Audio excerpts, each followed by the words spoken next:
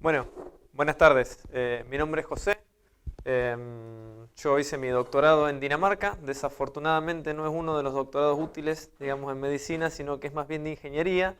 Lo que nosotros hacemos en los doctorados de ingeniería no es resolverle los problemas a los pacientes, pero sí buscar la solución a problemas alternativos. Y en ese sentido yo creo que la introducción del doctor no podría haber sido mejor, porque la idea de la presentación de ahora es que tratemos de ver cuál es el problema, cuál les parece a ustedes que es el problema principal de los pacientes con fibromialgia, de a dónde se origina, y después Cristian va a continuar la presentación tratando de ver, bueno, si nos faltan herramientas para medirlo, para cuantificarlo, para saber realmente qué es lo que pasa, cuáles son las soluciones que podemos aportar nosotros desde la ingeniería dentro de lo que es este trabajo interdisciplinario, digamos, para tratar de ayudar a los pacientes con fibromialgia. Entonces les pregunto, después de haber escuchado la introducción del doctor, ¿cuál es el problema principal que tienen los pacientes de fibromialgia acá en el país? ¿Será? ¿Será? Si ustedes buscan síndrome sensitivo central en Google, el primer resultado es este. ¿A ustedes les parece?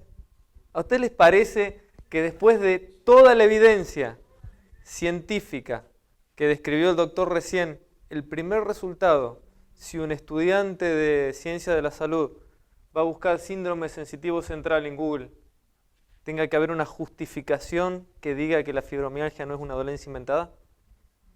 Entonces, el problema que veíamos nosotros al principio con Cristian cuando volvimos de Dinamarca es, bueno, si nosotros lo que hacemos en general es tratar de recolectar, de juntar, de producir evidencia científica para refutar este tipo de cosas, ¿cuáles son las herramientas que podemos brindar nosotros como ingenieros a la medicina, al diagnóstico, al tratamiento, a la rehabilitación para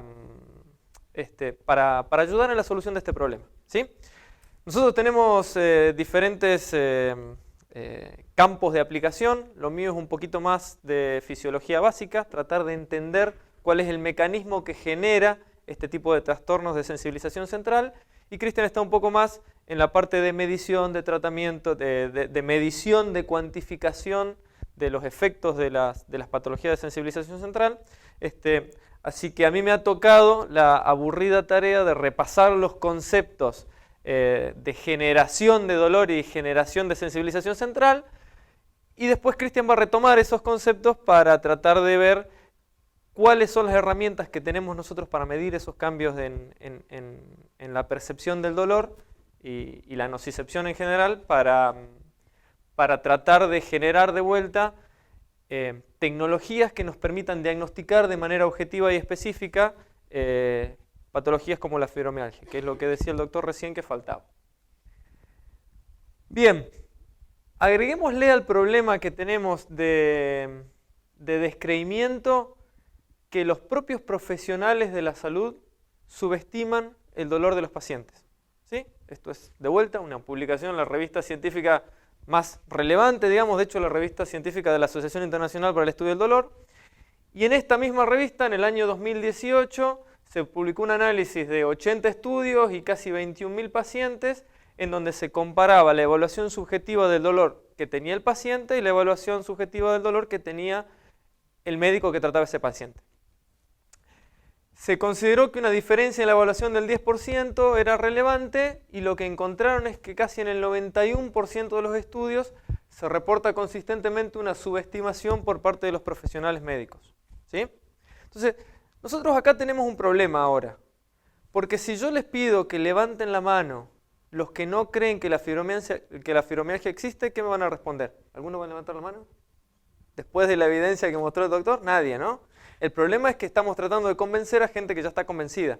Entonces, el trabajo que van a tener ustedes como futuros profesionales es justamente diseminar este conocimiento, ¿sí? Tratar de transmitir toda la evidencia científica que está producida ahora de que este problema es real, de que el tratamiento y el trato con los pacientes también es una problemática que se da y que hay que afrontarla. Entonces, ¿Cuál es la problemática más grave por la cual existe un descreimiento acerca del dolor o de los problemas que tienen los pacientes con fibromialgia? Este es un cuadro de todos los posibles síntomas que puede presentar un paciente con fibromialgia. Y el problema es que la letra es tan chiquitita, porque son tantos los síntomas y son tan diversos, que es imposible clasificarlos dentro de una sola canasta. ¿Sí? Entonces, ¿qué es lo que nosotros tenemos? Tenemos que dentro de lo que se engloba como síndrome de sensibilización central, tenemos pacientes con dolor crónico extendido, síndrome de dolor regional complejo, whiplash, endometriosis, migraña, cefalea tensional, síndrome de intestino vejiga irritable y fibromialgia. ¿Sí? Uno piensa que si están englobados dentro de una misma categoría es porque tienen que tener algo en común. ¿Sí? Y yo lo que voy a tratar de revisar hoy es qué es lo que nosotros pensamos hoy que pueden tener en común, cuál es el mecanismo que nosotros pensamos, hipotetizamos, porque ni siquiera estamos seguros que pueda haber detrás de todos estos síntomas, para ver cuál sería un posible tratamiento efectivo para tratar ese mecanismo. Porque el problema que describió el doctor recién es que como no se sabe qué es lo que lo causa y cuál es el mecanismo fisiológico detrás de esto, no se lo puede atacar. ¿Sí? Entonces vamos a empezar bien desde cero. ¿Qué es el dolor?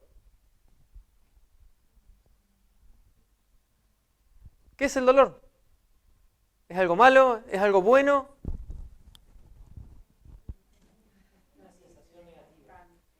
Es una sensación negativa. ¿Negativa en el sentido emocional? Si yo dijera que es una sensación positiva, ¿ustedes qué me dirían? ¿No? El dolor es útil. Imagínense una vida en la cual ustedes no sintieran dolor de manera natural, de manera normal, no de manera patológica. ¿Sí? No piensen en el dolor como patología, sino como una reacción natural útil ante estímulos que pueden ser perjudiciales para el cuerpo. ¿Sí?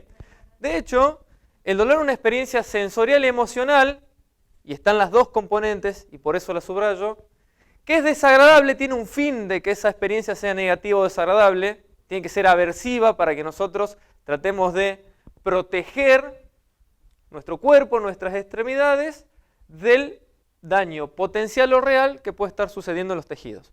¿Sí? Es un mecanismo fisiológico que tiene una utilidad. ¿Sí? El problema del dolor es cuando ese mecanismo se convierte en patológico, cuando existe dolor extendido en el tiempo y en ausencia de los síntomas o de los estímulos que lo provocaron. ¿Sí? Bien. El dolor sirve, por supuesto, para evitar daño potencial, como en este caso, o daño real. ¿Sí? ¿Cuáles son los estímulos que generan dolor?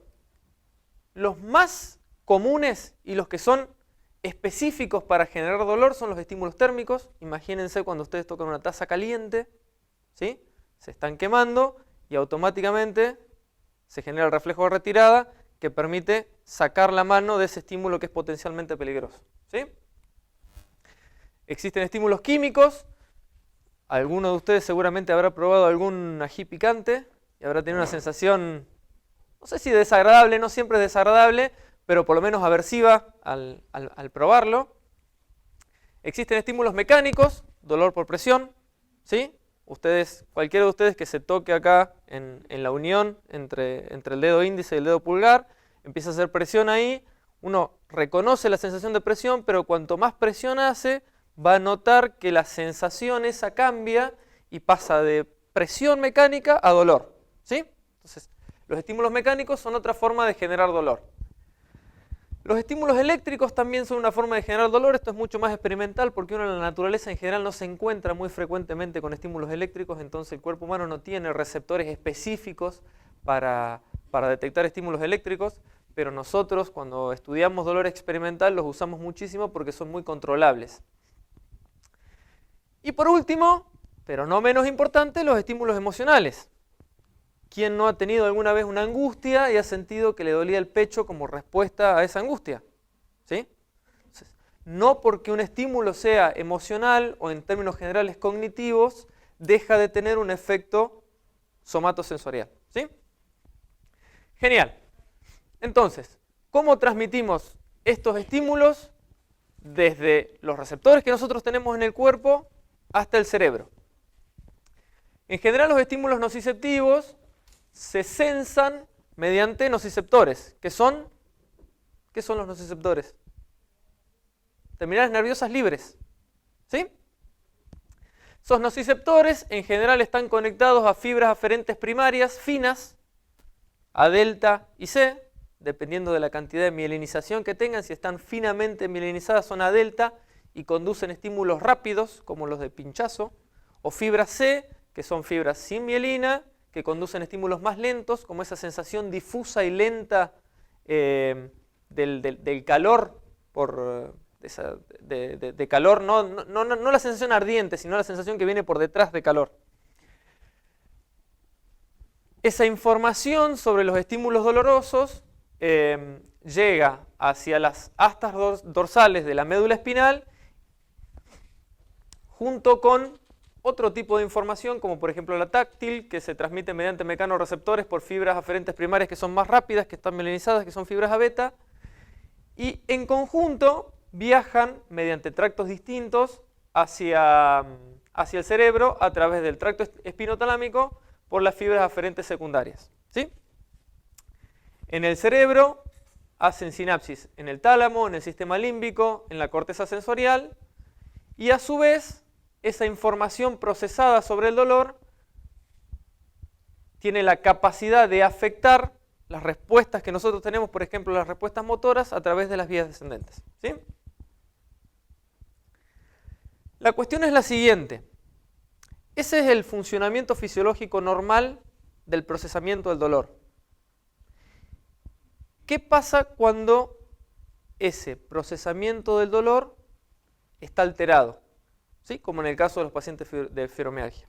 Una de las alteraciones más investigadas sobre el procesamiento del dolor es la sensibilización central. ¿Sí? La sensibilización central es un mecanismo de hipersensibilidad ante el dolor causado por plasticidad neuronal central. ¿Sí? Es decir, nosotros, por alguna causa que ahora vamos a determinar, o que ahora vamos a tratar de establecer, tenemos reacciones alteradas, mucho más altas de lo normal, ante estímulos dolorosos. ¿Sí? En general tenemos varios niveles para definir la sensibilización central, pero lo podemos definir como una forma de plasticidad sináptica que depende de la actividad de fibra C, que en general está demostrada en o alrededor del segmento de las astas dorsales de la médula espinal, que reciben información nociceptiva, que resultan en hiperexcitabilidad del sistema nervioso. ¿Sí? Hay varios niveles para investigar la sensibilización central, a nivel de los efectores, a nivel de los procesos celulares y en el nivel donde más nos concentramos nosotros porque hacemos investigación experimental en personas, a nivel general, en donde en las personas nosotros, por ejemplo, podemos detectar o medir reducción en umbrales de dolor o reacciones más grandes de lo normal ante estímulos que son normalmente dolorosos, entre otras cosas. ¿Sí? Bien, la sensibilización central tiene una definición estricta en la Asociación Internacional para el Estudio del Dolor, que es la responsividad incrementada de las neuronas nociceptivas del sistema nervioso central ante estímulos aferentes de intensidad normal o subumbral. Es decir, reaccionamos de manera mayor a lo normal ante estímulos sensoriales. ¿Sí? En donde las neuronas nociceptivas se definen como neuronas centrales o periféricas del sistema somatosensorial que pueden codificar un estímulo nociceptivo. Y acá es donde van a empezar a haber preguntas, porque en general nosotros como ingenieros somos muy buenos para hacer preguntas y no tan buenos para responderlas. ¿Sí? Entonces, esta presentación de hecho va a terminar con un montón de preguntas del estado del arte, por eso el título de la presentación, que no están respondidas, que son las preguntas que vamos a tratar de responder nosotros ahora.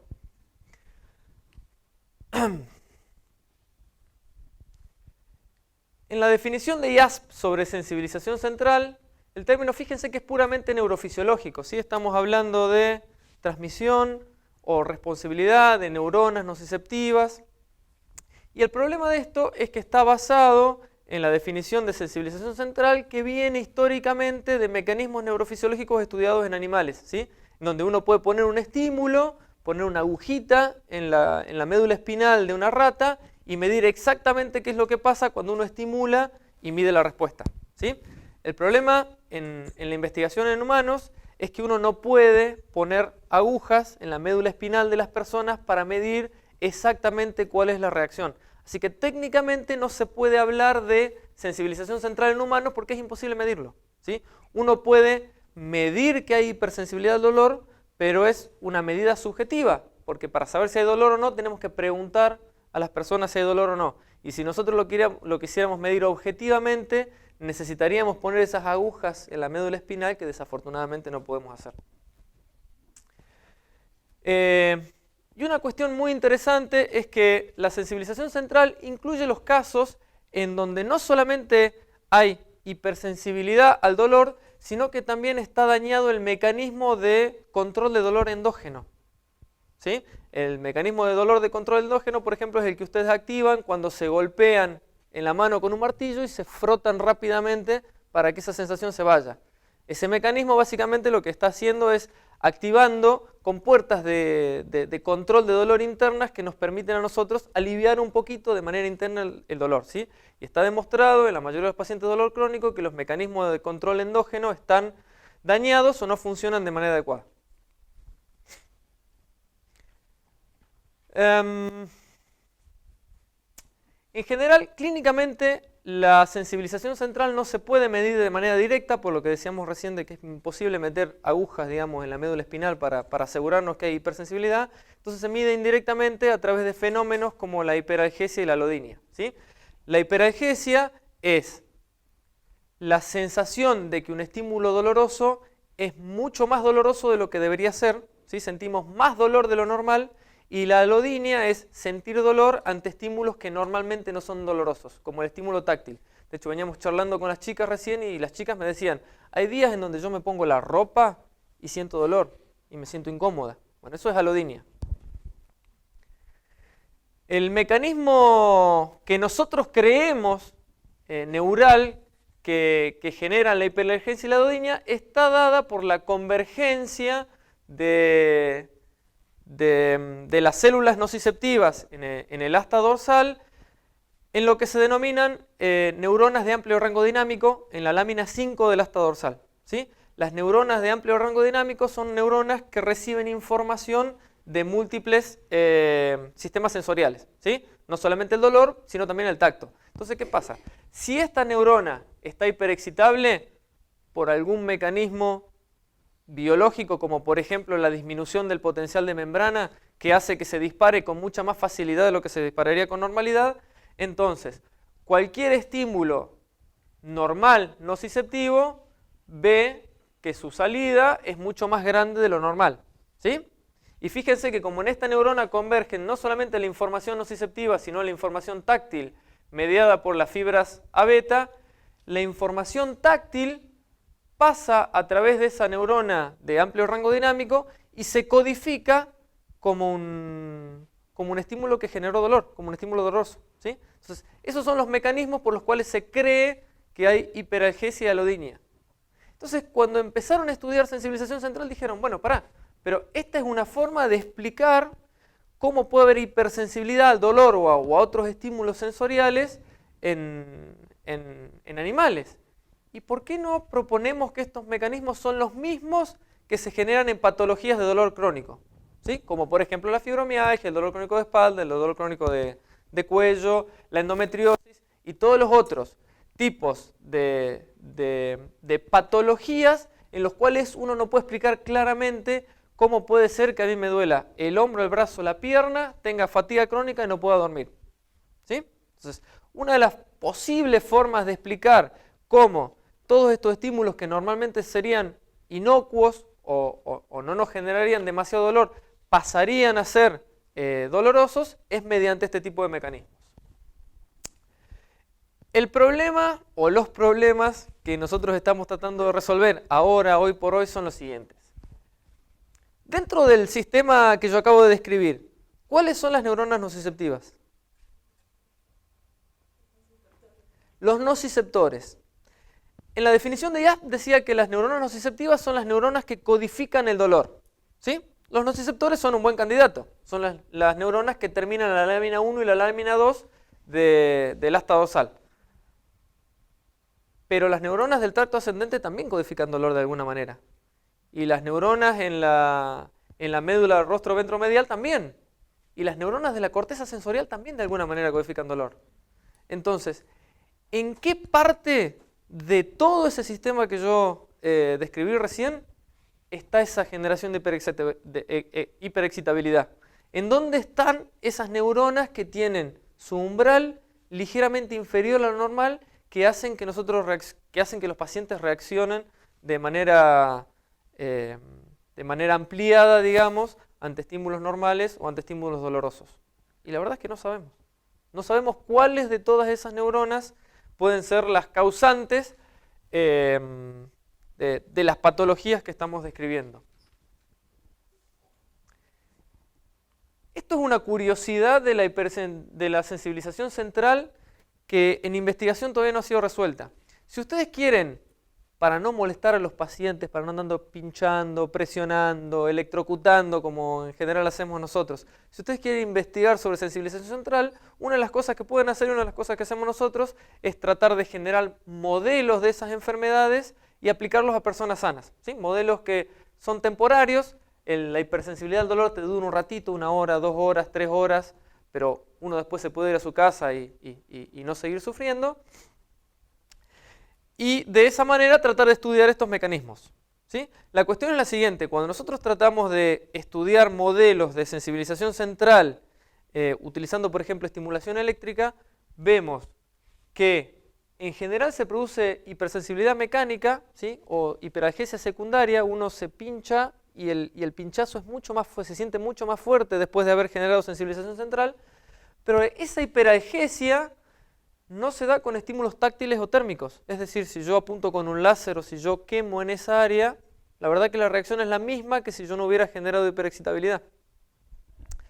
Entonces, si yo dije recién que esas neuronas de amplio rango dinámico que estaban en el asta dorsal integran un montón de tipos de estímulos, ¿por qué la hipersensibilidad es selectiva para un tipo de modalidad sensorial y no para otra?